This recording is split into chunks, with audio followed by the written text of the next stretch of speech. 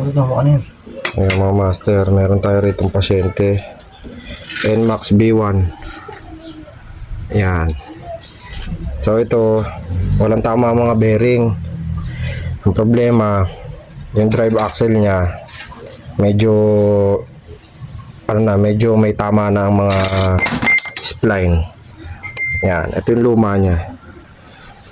So yung mga NMAX nyo, baka mamaya kumakalog na yung mga gulong, mapagbintangan nyo yung mags.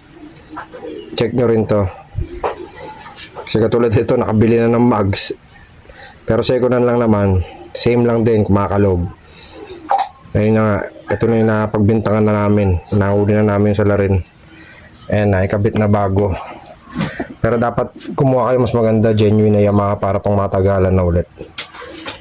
Yan mga master.